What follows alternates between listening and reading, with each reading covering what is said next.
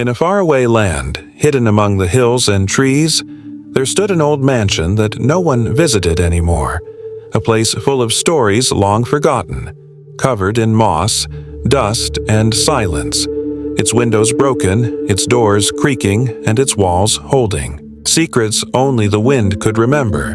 But one young boy named Aaron, who had just turned 15, had always been curious about it, not because he believed in ghosts or treasures, but because something deep in his heart told him that the house wanted to be seen, wanted to be remembered.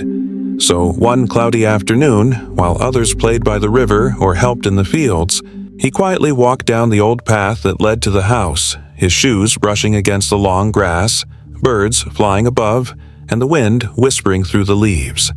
And when he reached the gate, rusty and half-broken, he pushed it open with both hands and stepped inside, his heart beating fast but steady, the garden overgrown, the fountain dry, and the statues cracked. Yet there was beauty in the stillness, as if time had paused and waited for someone like him. He walked slowly to the door and gently knocked, though he knew no one would answer. But still, a soft sound came from inside, almost like a sigh, and when he pushed the heavy door open, it groaned but allowed him in, and he stepped into the grand hall, where faded paintings hung on the walls. Chandeliers dangled weakly from the ceiling, and dust floated in the golden light that poured through broken windows. He took careful steps, listening to every creak beneath his feet, passing rooms with old furniture, mirrors covered with cloth, and books stacked high, some open as if someone had just read them and left. He found a staircase and climbed up, each step firm but trembling, and as he reached the landing, he noticed a room at the far end, its door slightly open. Inside it was quiet, warm, and filled with the scent of old wood and dried flowers, and on a table sat a diary, bound in red leather, its cover soft with age. He picked it up, his fingers shaking slightly, and began to read the first page, written in neat handwriting that belonged to a girl named Elira who had lived in the mansion more than 100 years ago. She had written about her days in the garden, her love for the stars, and her dreams of becoming a painter. As he turned each page, he felt her presence, as if her spirit had waited for someone to hear her story, and he kept reading, losing track of time, learning how her family had once been happy, throwing music-filled parties in the ballroom, singing together by the fire until one night a terrible storm came, and with it, a sickness that took her parents and younger brother, leaving her alone in the big house. Her words became sadder, but still she painted every day, filling the walls with colors and faces of people she missed, until one day she simply stopped, writing the last page a single line. "If someone finds this, please remember me." And Aaron closed the diary, his chest heavy with emotion, and he looked around the room, noticing now the paintings on the walls, portraits of her family, the garden in summer, and stars over the roof, and he knew that the house had kept her story safe, waiting for someone to remember. He carefully placed the diary back and whispered, "I remember you, Elira." And as he turned to leave, the wind outside changed, softer, almost like a thank you, and sunlight broke through the clouds, lighting the hallway as he walked back down. But before he left, he looked once more at the room and smiled, knowing he would return, not just to read, but to care for the house, to bring life back to what had been forgotten. And in the days that followed, he cleaned the paths, cleared the garden, and told the village of Elira's story. Not as a ghost tale, but as a memory of someone who once lived, dreamed, and loved deeply, and people began to come, to visit the mansion, to see the paintings, and to read the diary kept in a glass box. And though no one ever saw her, they often felt a calm, warmth in the air, as if the house itself had begun to smile again. And Aaron, now older, spent his days there, planting flowers, guiding visitors, and keeping the story alive, never letting her be forgotten. And when asked why he did it, he simply said, "Because some stories deserve to be remembered forever." And so, the mansion once feared became a place of peace, not haunted by pain, but filled with gentle echoes of a girl who painted stars and a boy who listened. Once upon a time, in a faraway land where the rivers flowed slowly and the trees whispered stories to the wind, there lived a little princess named Elena in an ancient stone castle surrounded by rolling hills and blooming fields. She was not, like other princesses who wore jewels and danced in grand halls. Elena loved quiet corners, old books, and the soft company of her wooden toys. Her favorite was a small wooden horse, carved by her grandfather, who had once been a toy maker before becoming a royal storyteller.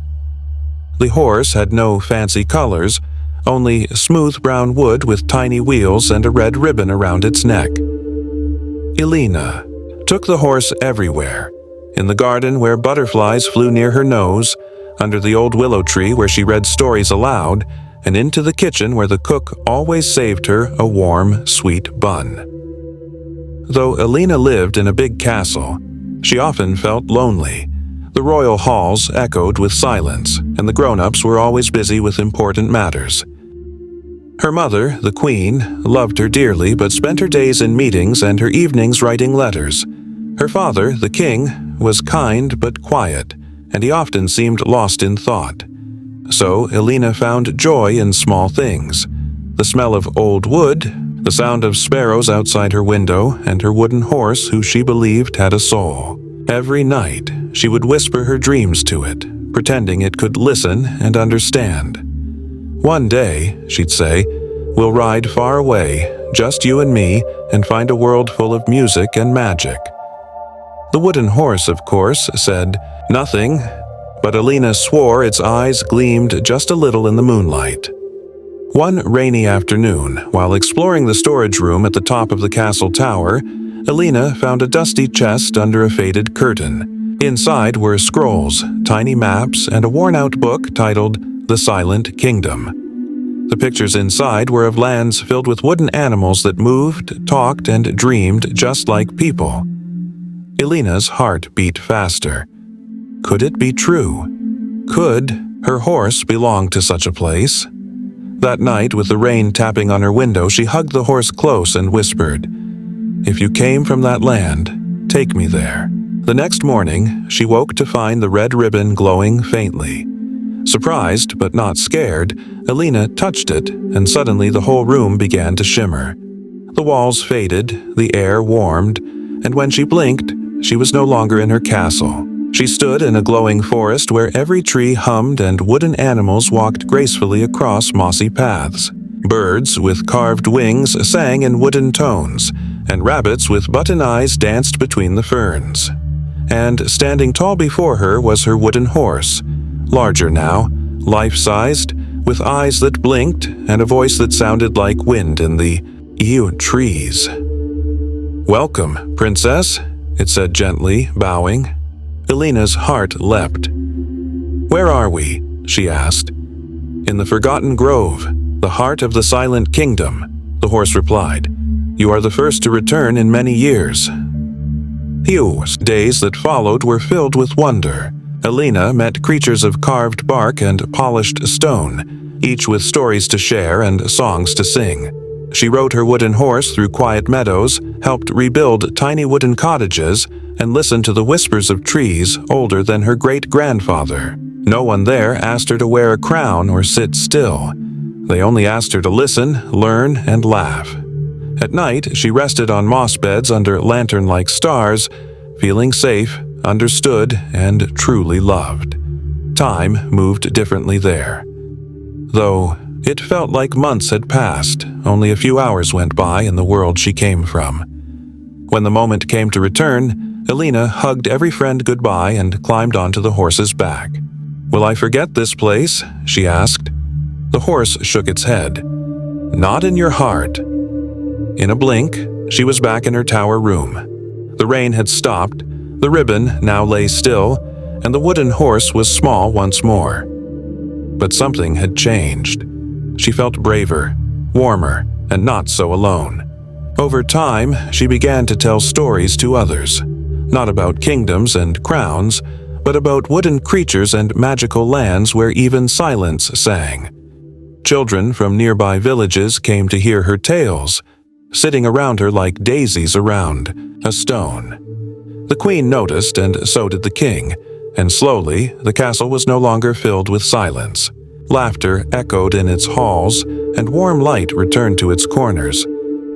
Elena never told anyone the full truth about the wooden horse or the silent kingdom, but sometimes, when she sat under the willow tree and tied that old red ribbon around her wrist, the wind would blow just right and she'd hear a whisper, soft as wood, deep as memory, saying, "We're always here." And in her heart, Elena smiled, knowing that the magic she had found was never really gone. It was part of her now, just like the wooden horse, silent but strong, simple but full of stories. And every night before sleep, she would hold the wooden horse close and say the same words, "Thank you for taking me where dreams live." Then she would drift into slumber, wrapped in memories that glowed like warm lanterns, carried by the soft rhythm of wind and wood, knowing that even in silence, love, wonder, and friendship could speak louder than any voice.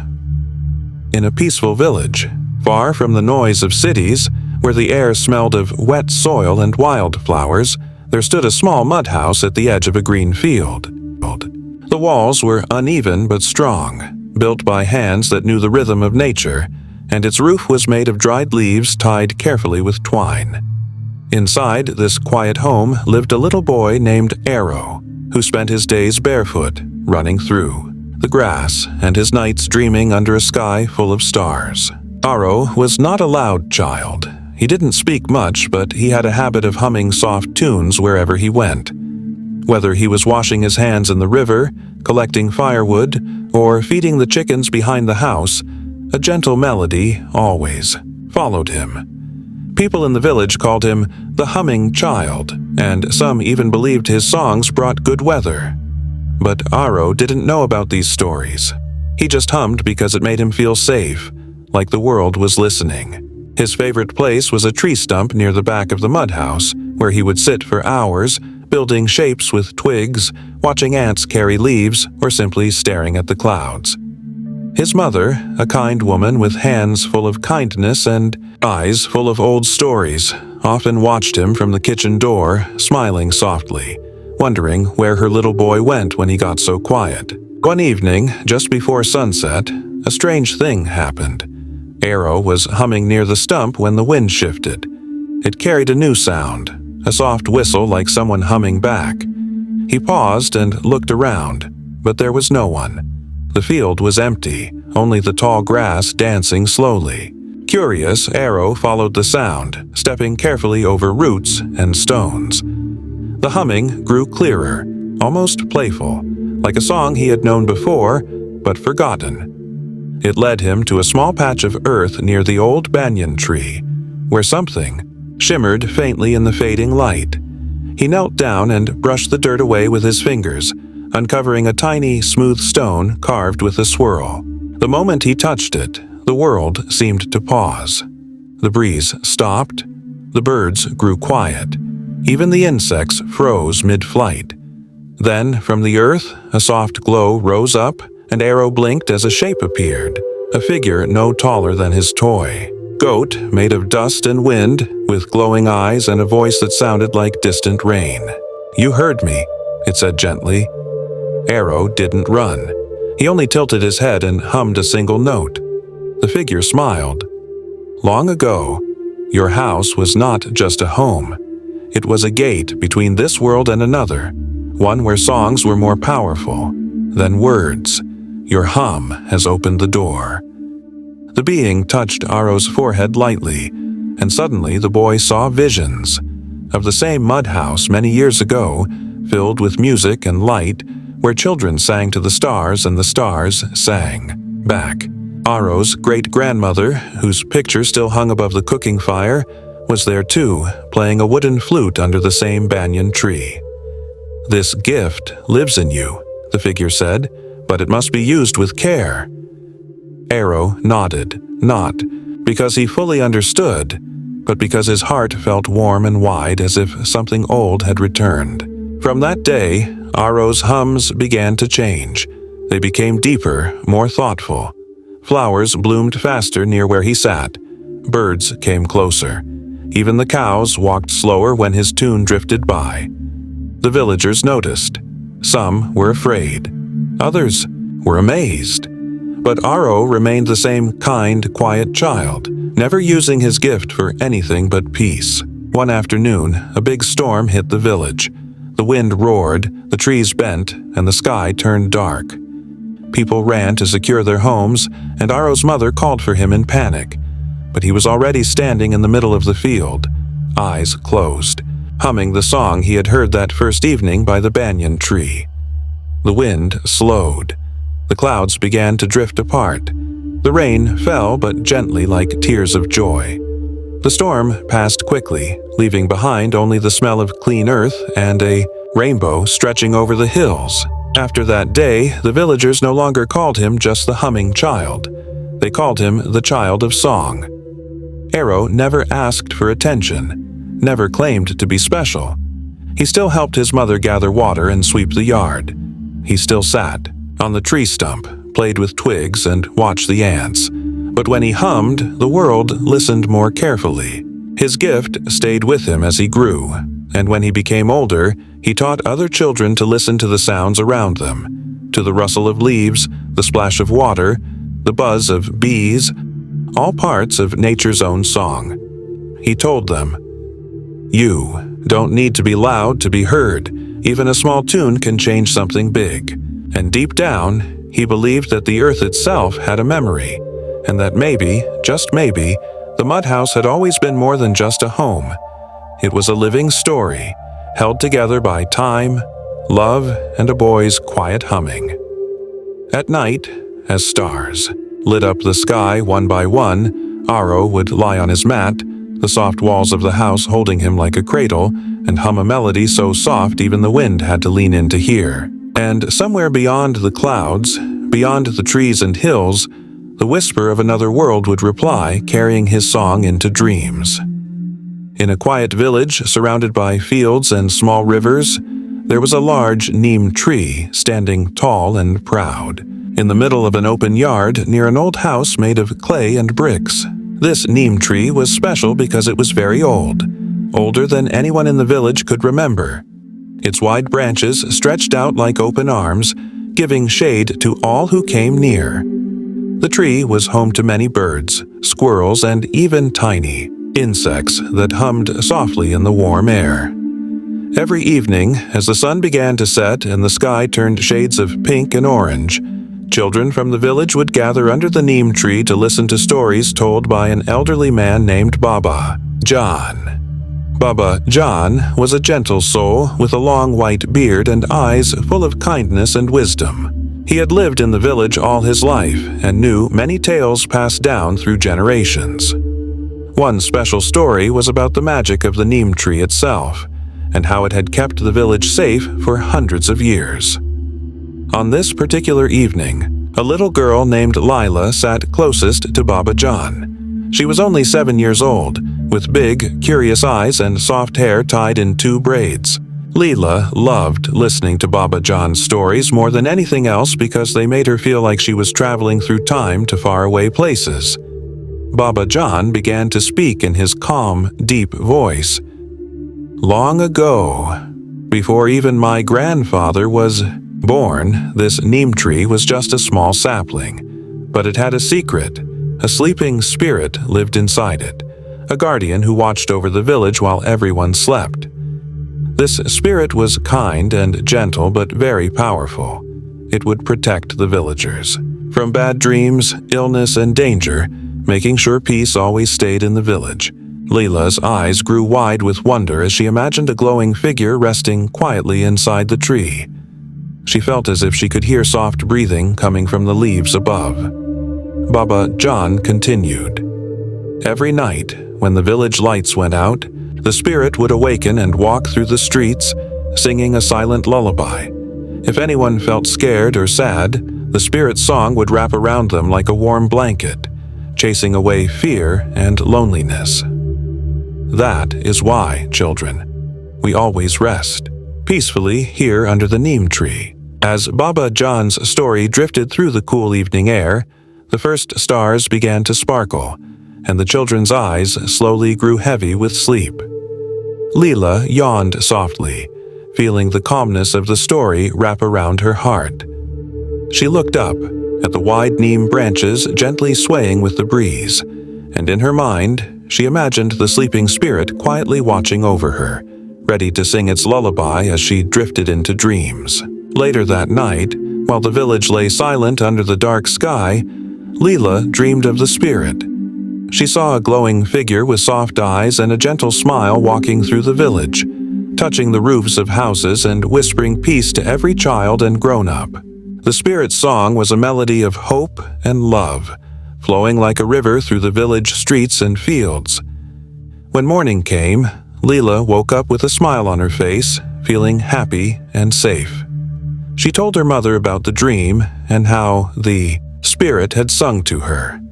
Her mother smiled and said, "That is the magic of the neem tree, dear. It keeps our village and our hearts safe." From that day on, Lila always visited the neem tree to sit quietly and feel the calm that came with its shade. She learned to listen to the soft sounds of the wind and the whispers of the leaves, understanding that the tree was more than just a plant. It was a protector, a friend, and a keeper of stories. Years passed, and Lila grew up, but she never forgot the sleeping spirit of the neem tree or the peaceful nights it had brought to her village. She shared the story with other children, passing on the magic and hope that came from believing in something kind and unseen. And on many quiet evenings, when the sky was painted with soft colors and the air was filled with the scent of earth and flowers, you could still find children gathered beneath the neem tree, listening to the gentle voice of an old storyteller, feeling safe and loved under the watchful eyes of the sleeping spirit. Long ago, in a small, peaceful village surrounded by green hills and flowing streams, there was a quiet house built with old stones and wooden beams. This house was different from the others because it was very old, older than anyone living in the village could remember. The villagers often spoke in whispers about the house, saying it held secrets and stories from the days long past. One evening, as the sun began to set and the sky turned soft shades of pink and gold, a stranger appeared on the village road.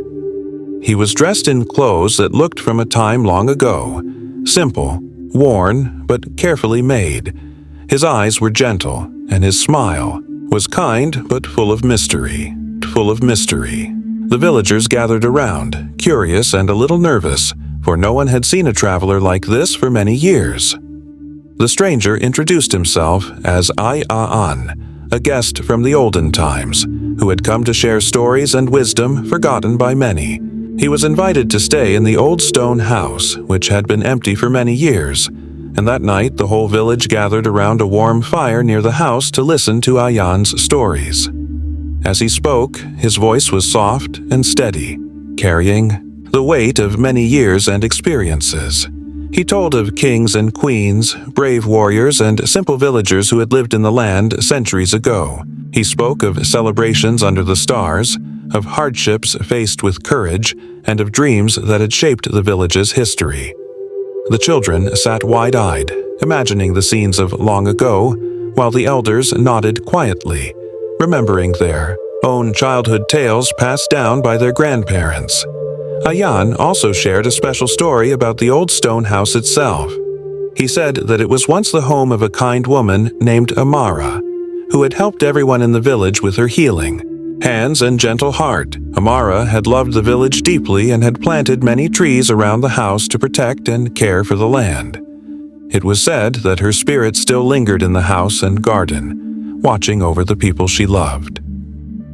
That night, as the fire flickered and the stars shone bright, a soft breeze rustled through the trees, and some villagers felt a comforting presence, as if Amara's spirit was near. Ayaan's stories filled the night with warmth and wonder, teaching everyone about kindness, bravery, and the importance of remembering where they came from. When the morning sun rose, the stranger was gone, leaving behind a quiet peace and a new feeling of connection among the villagers. They knew that even though time moved forward, The past was never truly lost, and the stories and lessons from olden times would always live in their hearts. From that day on, the old stone house was no longer seen as just an empty building, but as a treasure full of memories and love. The villagers often gathered there to share their own stories and to remember the guest who had come from the olden times to remind them of the magic in their history and the strength in their community. And as the years passed, the story of Ayan, the gentle visitor, was told and retold, bringing comfort and hope to generations of children who dreamed of a world where kindness and courage always shine bright. One cold and quiet night in a small village surrounded by tall trees and gentle hills, there stood a house that had long been forgotten by many, yet whispered about in every corner of the village. It was an ancient, creaky mansion with faded wooden walls and windows covered in dust and cobwebs. No one had entered it for years because the door was always locked tight, and strange sounds were said to come from inside on windy nights. The villagers believed that inside this old mansion lay a secret hidden for decades. A secret locked away in a heavy wooden chest that sat quietly beneath the floorboards, untouched and unseen for many generations. They said the chest held memories and treasures of a time long past, but no one had ever dared to open it. One chilly evening, as the sun dipped below the horizon and painted the sky with soft colors of orange and purple, a young boy named Arif walked near the mansion. Arif was curious and brave, with a heart full of wonder and an eagerness to explore what others feared. The silence of the village was calm and deep, broken only by the whispering wind that danced through the trees. Carrying a small lantern in his hand to light his path, Arif decided that tonight was the perfect night to discover the truth about the mysterious chest hidden inside the old mansion. Quietly, he pushed the heavy, creaking door open and stepped inside. The air was thick with the smell of dust and forgotten memories. As he moved slowly through the dark halls, the old wooden floor groaned under his careful steps. Moonlight shone through broken window panes, casting soft shadows on the walls. Arif's heart pounded with a mixture of excitement and fear as he searched the dusty rooms for any sign of the locked chest. In a small room at the back of the mansion, tucked away beneath a loose floorboard, he finally found it. The chest was made of dark, heavy wood with iron bands that were rusty from years of neglect. The lock was strong and cold to the touch. Arif's hands trembled as he looked around for a key, but there was none to be found. Remembering an old tale his grandmother had once told him, a story about a secret word that could open any lock, but only if spoken with a pure heart and true courage, Arif closed his eyes and whispered the word softly. Hope.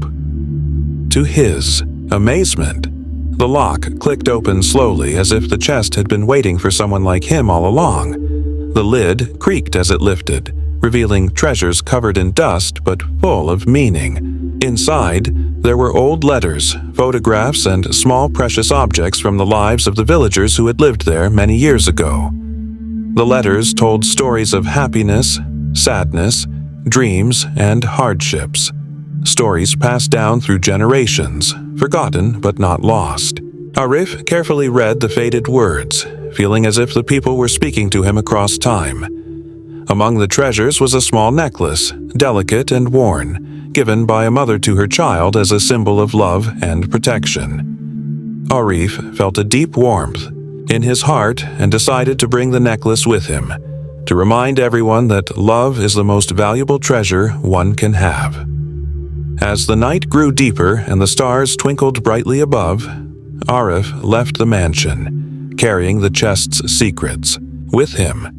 When he returned to the village, he shared the stories and treasures with the people, who listened with wonder and joy. The old locked chest, once a symbol of fear and mystery, had now become a symbol of hope and connection between past and present. The villagers learned about their history and felt a new strength in their hearts, knowing that those who had come before them had faced many challenges but had never lost their spirit. The silent night had turned into a night of discovery, teaching everyone that sometimes the most precious things are hidden where we least expect them, waiting for someone brave enough to find them.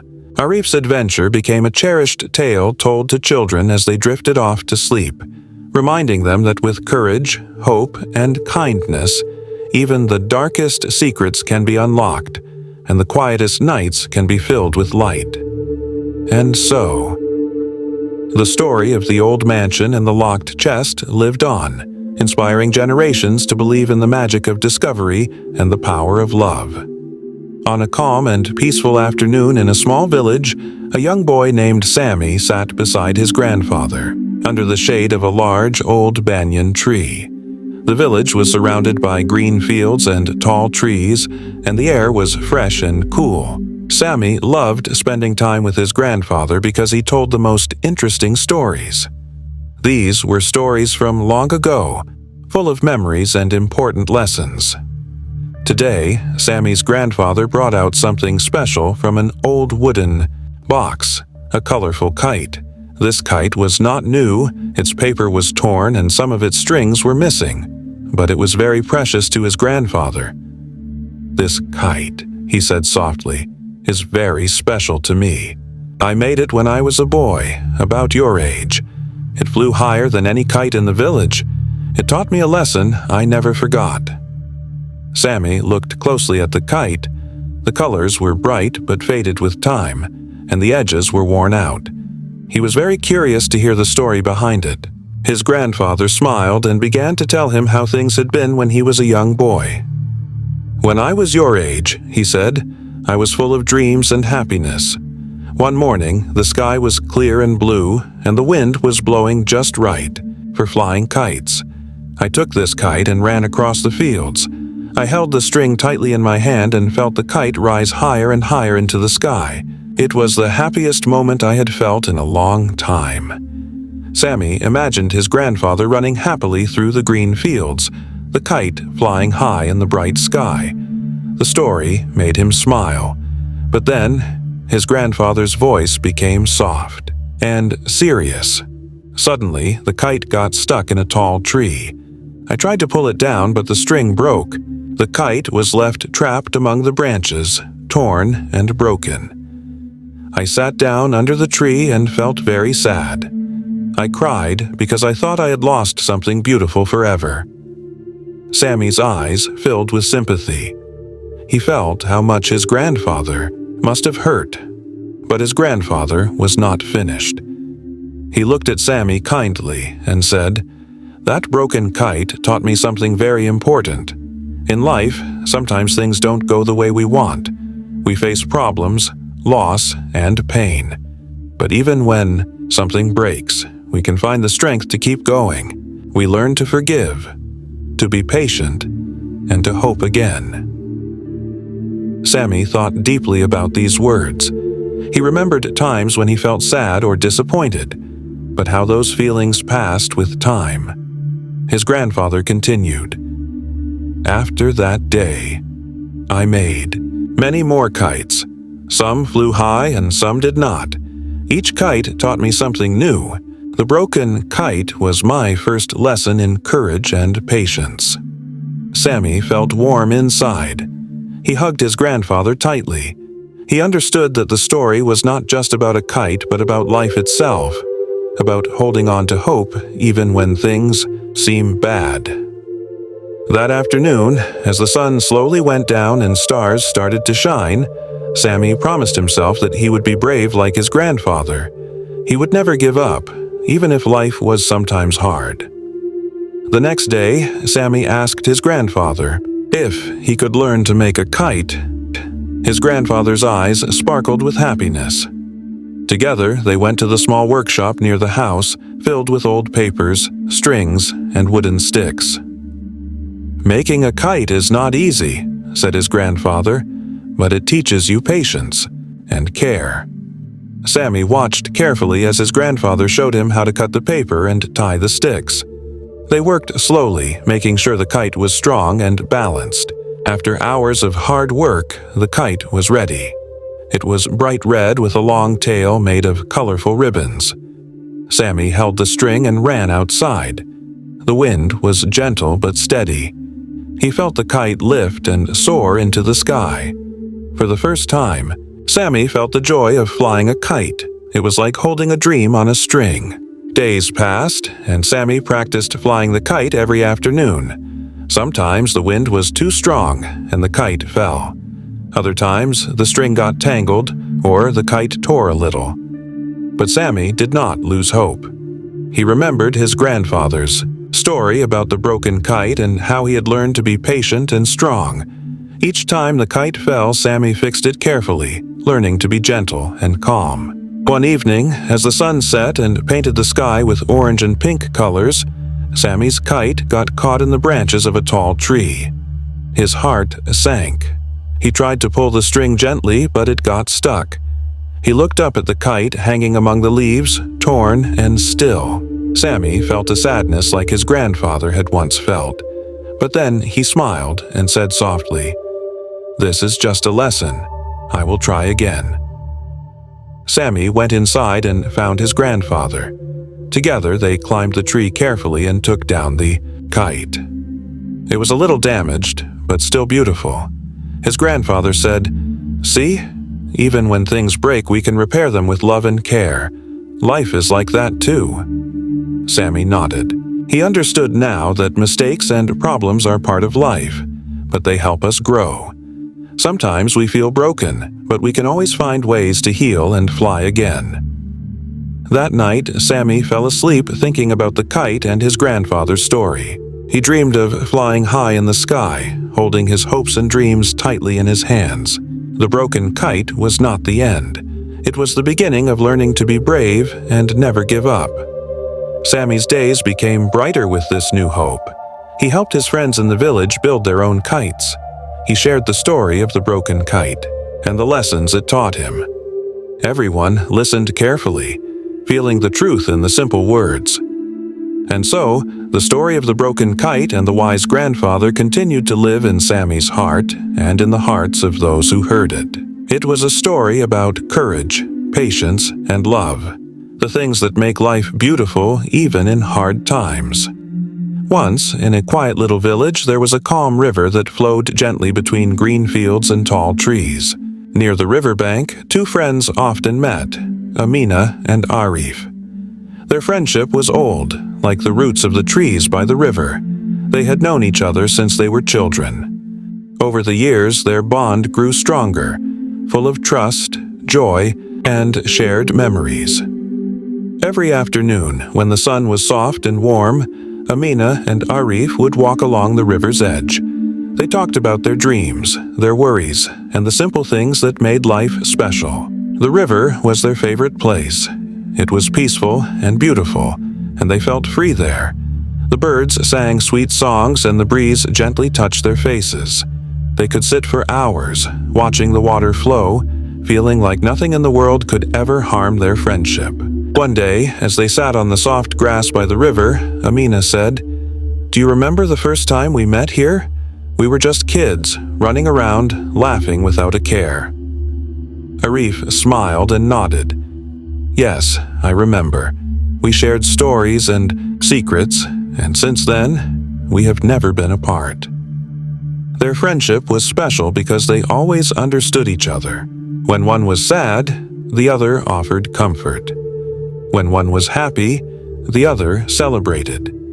Even when they faced problems, they stood together, ready to help and support. Their friendship was like the river, steady and full of life. But time changed. Many things. Amina's family had to move to a faraway city for work. Before she left, they promised to write letters and keep their friendship alive. For a while, they wrote often, sharing their thoughts and dreams on paper. But as months passed, the letters became less frequent. Life in the city was busy, and the distance grew between them. Arif missed Amina very much. Every day he visited the riverbank, hoping she would return. He told the river about his feelings, wishing that his old friend could hear him.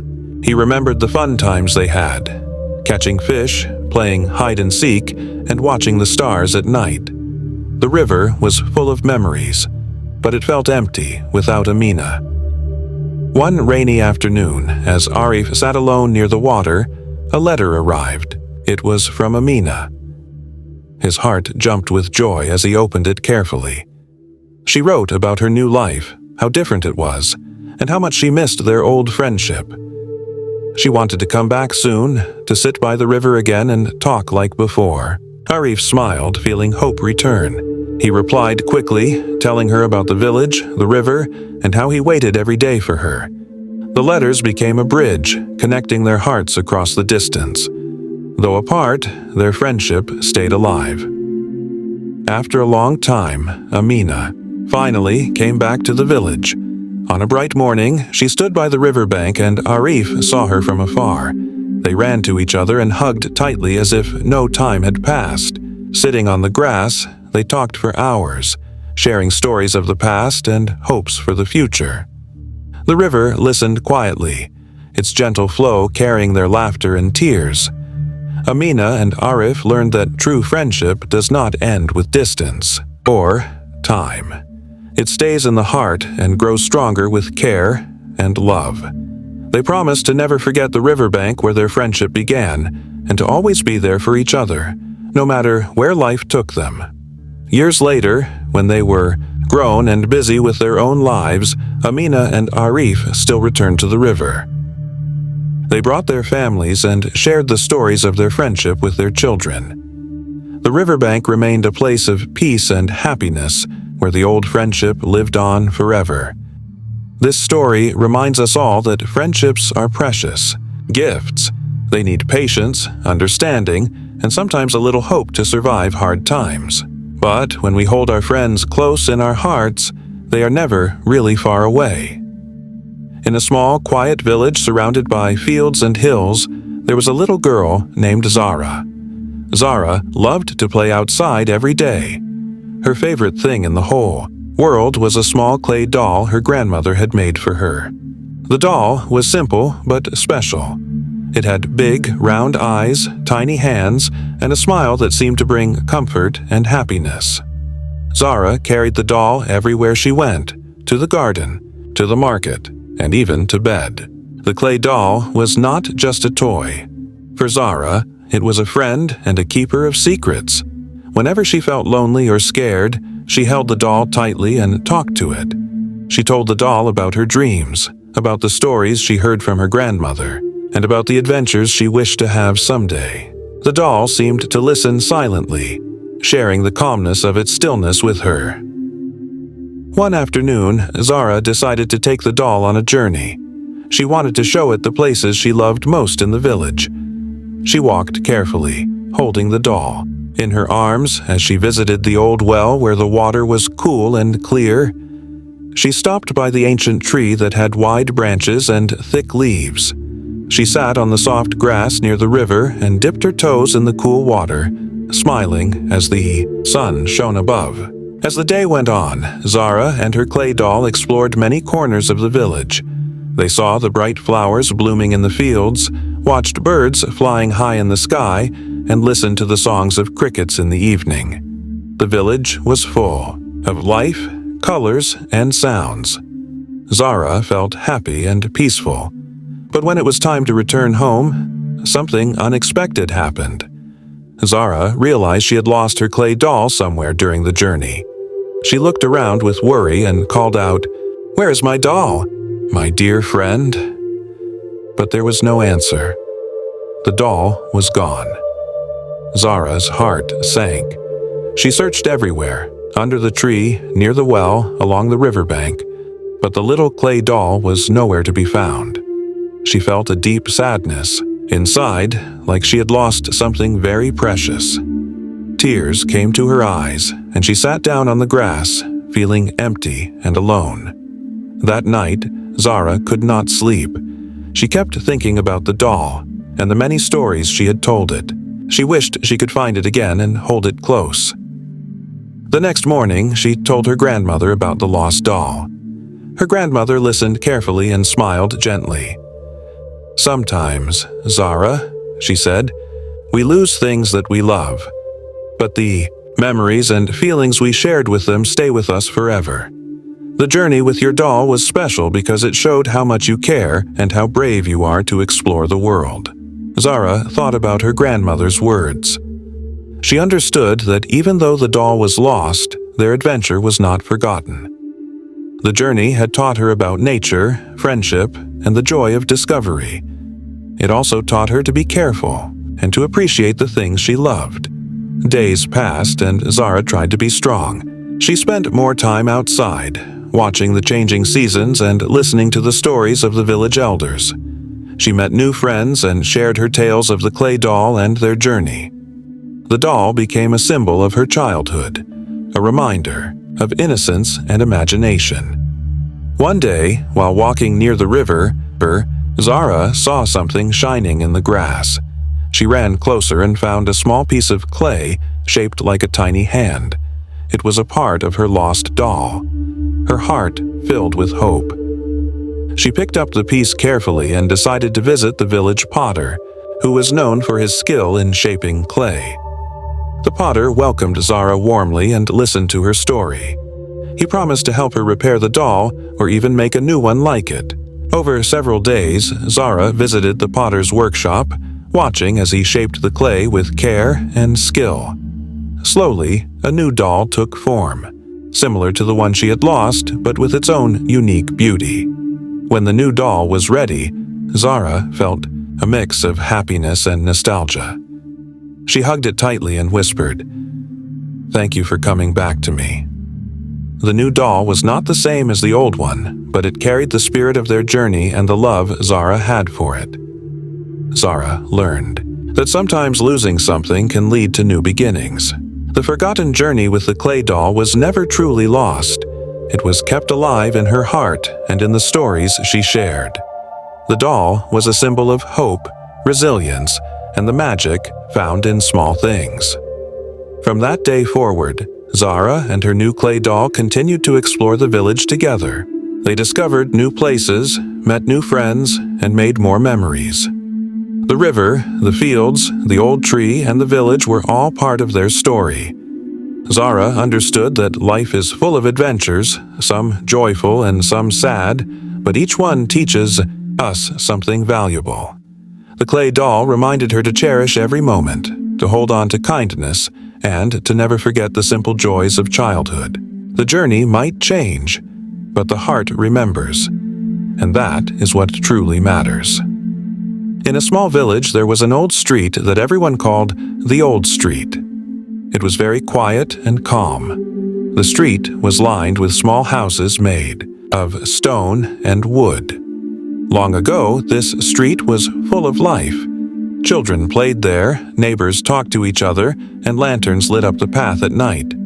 But as time passed, people moved away to bigger cities, and the street became empty. Most of the lanterns on this street stopped working, and only one lamp was left burning. This lamp was special. Everyone who still lived nearby called it the last lamp of the old street. This lamp stood tall on a wooden pole near an old bakery. It was old and rusty, but still gave a warm, soft light that helped anyone passing by to see in the dark. The lamp was cared for by a kind old man named Mr. Abbas. He lived in a small house next to the bakery. Mr. Abbas loved the lamp very much because it reminded him of the busy days when the street was full of happiness. Every evening, as the sun set and the sky turned orange and purple, Mr. Abbas would come outside with a small ladder and a bucket of oil.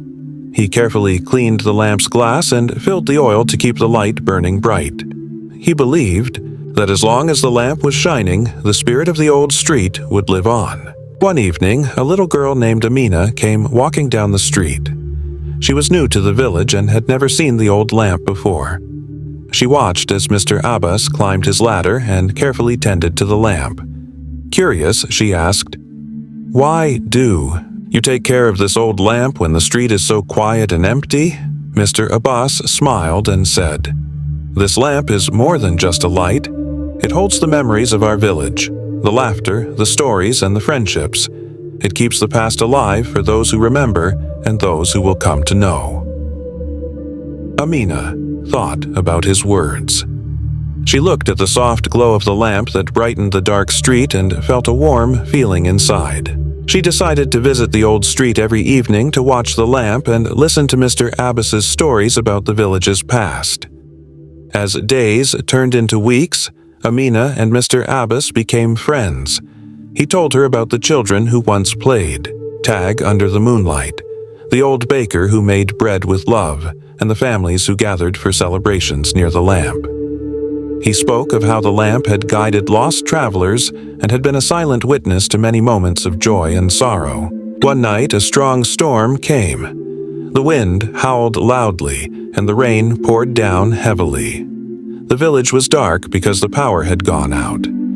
But on the old street, the last lamp stood strong. Its warm light shone through the rain and wind, guiding people safely along the path.